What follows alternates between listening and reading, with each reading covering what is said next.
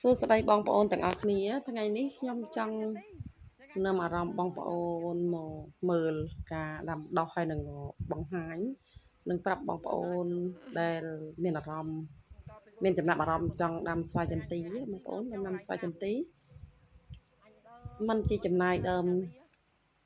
ច្រើនណាស់ណាទេអាចធ្វើទៅបានដើមវាល្មមស្វ័យបតចាយដើមទុនដំបងរៀងក្រែក្រនដែរក៏ប៉ុន្តែវាផ្ដល់ផលឲ្យយើងយូរអង្វែងហើយមួយទៀតយើងចំណាយពេលត្រឹមតែ3ឆ្នាំឬ4ឆ្នាំគឺយើងអាចប្រមូលផលបានហើយសំខាន់ទិន្នផលរបស់វាល្អហើយតម្លៃទីផ្សាររបស់វាក៏បងប្អូនថ្លៃដែរអញ្ចឹងបើតាមដកបសោតដែលខ្ញុំដាំដំបូងឡើយខ្ញុំមិនបានដាំច្រើនទេខ្ញុំដាំតែ4-5ហិកតាទេប៉ុន្តែថាដាំលេងឯងប៉ុន្តែដល់ពេលវាបានផលមូលល្អប្រសើរចឹងក៏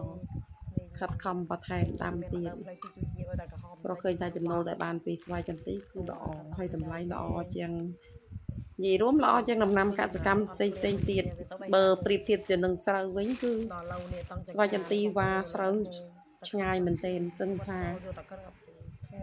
70% អីហើយអាច60 50ឬក៏យើងនិយាយថាតិចបំផុតគឺតម្លៃរបស់វាល្អជាងរហូតដល់60 ទៅ 70% តម្លៃល្អមែនទែនហើយទីផ្សារលក់ដូរក៏ស្រួលទៀតមានក្លៀនដែលយើងអត់មានការបញ្ចុះតម្លៃខ្លាំងអីទេហើយខ្ញុំគិតថាវាដំបូងឡើយយើងគិតថាទិន្នផលអ្វីក៏ដោយនៅស្រុកខ្មែរយើងនៅពេលដែលយើងដាំច្រើនគ្នាវាចាប់ផ្ដើមចុះថោកនៅពេលដែលយើងដាំបានតិចវាតម្លៃល្អក៏ប៉ុន្តែបើយើងមើលទៅលើទីផ្សារសេដ្ឋកិច្ចហើយនឹងទំនាក់ទំនងដែលដូចថាក្រសួងកសិកម្មខ្មែរយើងក៏ព្យាយាមរកទីផ្សារឲ្យស្វាយចន្ទីយើងឃើញថាឈ្មួញបរទេសក៏បានមកចោះកងត្រាទិញជាមួយនឹងខ្មែរយើងច្រើនអញ្ចឹងខ្ញុំគិតថាតាមយោបល់ខ្ញុំគិតថាវាអត់តម្លៃអត់ទៅអាក្រក់ទេបងប្អូនមានដី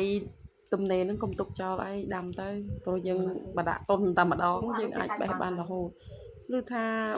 អ្នកដាំមុនថាអាយុវាអាច15ឆ្នាំទៅ20ឆ្នាំហ្នឹងណាក៏ឃើញថា